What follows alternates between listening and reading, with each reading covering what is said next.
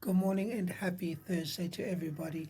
Look, my topic for today is a carry on from yesterday, but my title is called Trading God for a Calf, the Cost of Compromise. Look, see, friends, I want you to imagine this. You've just witnessed God split the sea, rain bread from heaven, and speak with thunder on a mountain.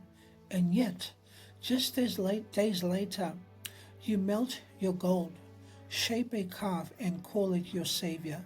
Friends, that's a story of Israel in Exodus chapter 32. But here's the uncomfortable truth.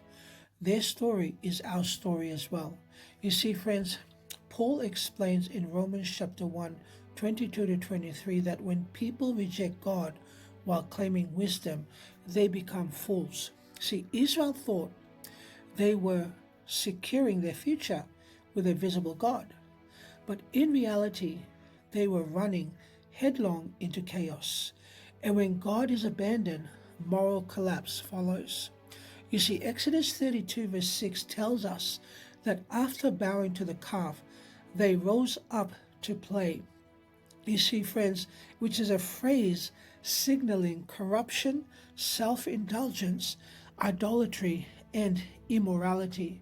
You see, friends, this is exactly what Paul describes, is that when we exchange the creator for created things, whether it's money, power, technology, or even our own egos, we open the door to spiritual blindness and moral decay.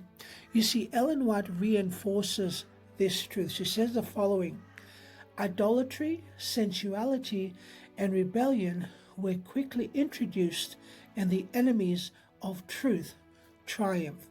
You see, friends, here's the warning and the hope. Idolatry isn't just a story from the past, it's alive today.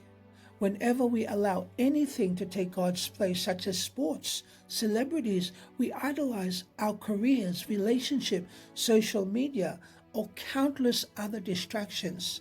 But the good news is this: God doesn't abandon us to our golden calves. He calls us back, offering freedom, light, and life in Him. So, friends, here's the question we must ask ourselves: what are we worshiping? The Creator or the calf? God bless.